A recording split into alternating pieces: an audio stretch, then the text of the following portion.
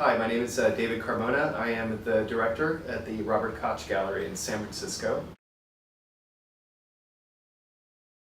Robert Koch started the Robert Koch Gallery in 1979 with the mission to educate about photography, the history of photography, and where photography was going.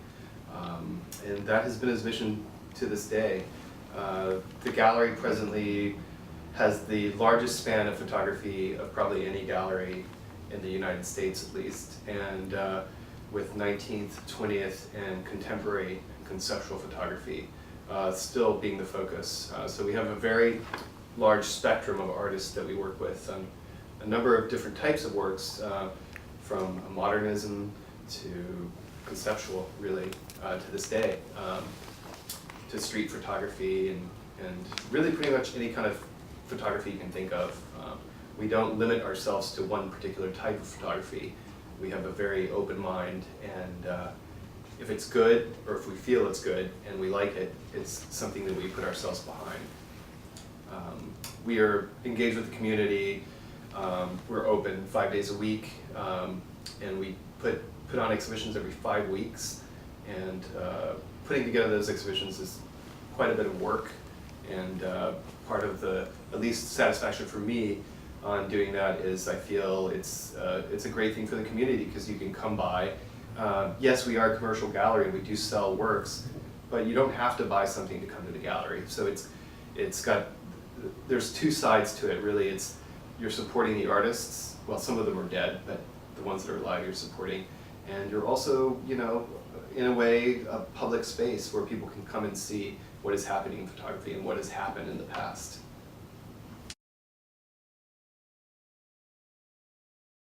Why they want to buy photography? Well, I think people identify with photography as a form or something that they can relate to.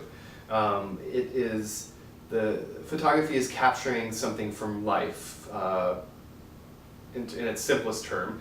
So it's taking something, a snapshot from an actual, something in front of you. So I think people find it easy to relate to that. Photography is not always that. I mean, sometimes it can be much more creative, and well, not that that's not creative, but it can be much more involved or conceptual, and there can be a lot of more thought behind something than at first appears. But I think people identify that with it's similar to film and music. People can really grasp it because it's something that they can identify with from real life. And sometimes painting, although I love painting and sculpture, I find that people really identify with photography. I think that's why we've seen such a growth of the photography market in terms of collecting, and it's everywhere. It's also moved to the digital form, which is something that is also very present all around us, in Twitter, and Facebook, and all these different mediums and that we're seeing these days.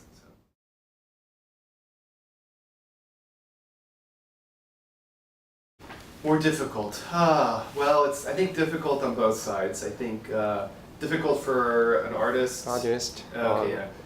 Well, yes, the art world is a difficult world for all artists, I think. And I would say that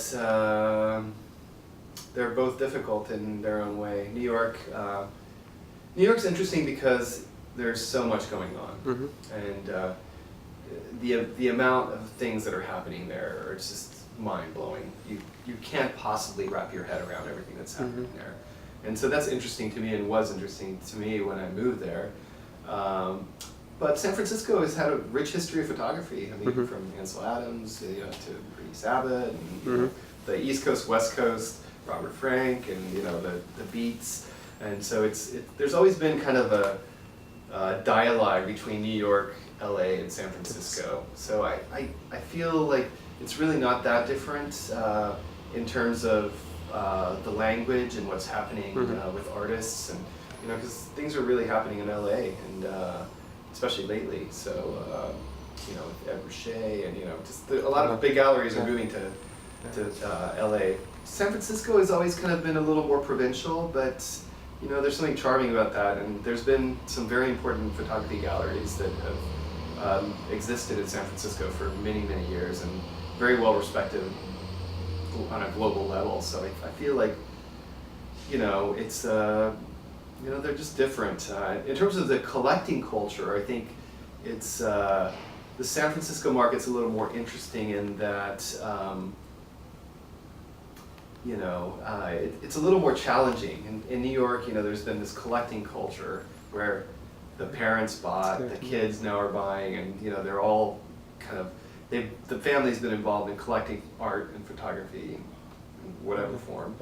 And here, there's some important collections. I mean, Pier 24 is a great example of a very important collector that opens space up, and something I really respect.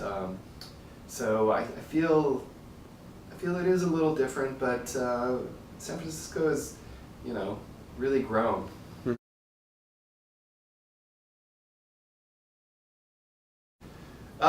Who's still enrolled in school.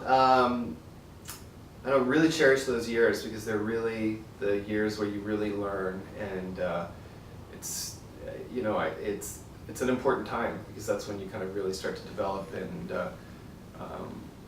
you know, really, you know, I've had some great teachers, and they've been super influential to me, and it's an important time. You know, it's you'll be coming out of the cocoon soon, so. But you know, it's an amazing time, and it's a time for creativity and to make connections and make friends, and really kind of find out who you are, really, to some level.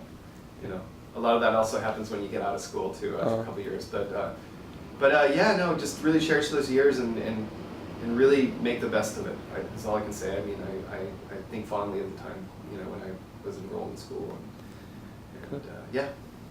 That's yeah, and I don't really know what else to say. I mean, That's good. There's so many dynamics with that, so.